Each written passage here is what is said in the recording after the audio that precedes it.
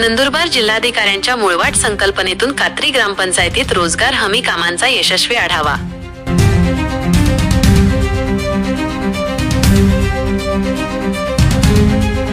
मुलगी रवींद्र वळवी।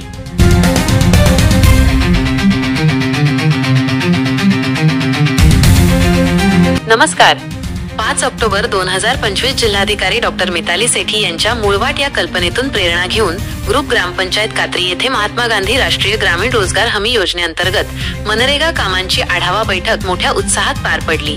या बैठकीत सुमारे 90 ते 100 ग्रामस्थ सक्रियपणे सहभागी झाले होते।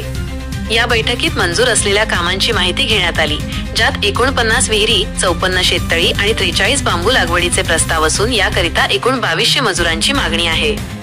ग्रामस्थांनी पुढील कामांसाठी मोठे प्रस्ताव सादर करण्याचे नियोजन केले। विहिरी 80 प्रस्ताव, शेततळे 51 प्रस्ताव, बांबू लागवड 10 हेक्टरवर प्रस्ताव। अनेक शेतकऱ्यांनी गावात जलतारा योजना राबवण्याची मागणी केली। ग्रामसभेत महिलांचा सहभाग लक्षणीय होता। स्वयंसहाय्यता गटातील महिलांनी रोजगार निर्मिती आणि जलसंवर्धनाच्या कल्पना मांडल्या। तसेच तरुणांनी मुळवाट कल्पनेअंतर्गत गावातच टिकणारे रोजगार निर्माण करण्याच्या कल्पना मांडल्या।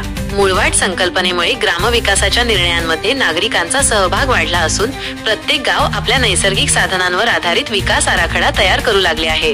बांबू लागवड, शेततळी आणि जलतारा योजनेमुळे पाणी साठवण आणि हरित ग्राम निर्मितीला प्रोत्साहन मिळेल असा विश्वास ग्रामस्थांनी व्यक्त केला। उपस्थित अधिकाऱ्यांनी ग्रामविकासासाठी सर्वतोपरी सहकार्य करण्याची हमी दिली। रोजगार सेवकांनी योजनांची सविस्तर माहिती देऊन लोकसहभाग वाढवण्यात महत्त्वाची भूमिका बजावली।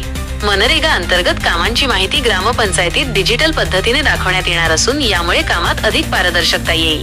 सरपंच संदीप वळवी यांनी यावेळी बोलताना सांगितले की नागरिकांचे कामाचे कार्ड, कामाची मागणी आणि इतर अडचणी त्वरित सोडवण्यात येतील। गावातच काम उपलब्ध करून देण्यात येईल, जेणेकरून मजुरांना स्थलांतर करण्याची वेळ येणार नाही। सरपंच संदीप वळवी म्हणाले, आपले प्रयत्न हा जिल्ह्याच्या भविष्यासाठीचा पाया आहेत।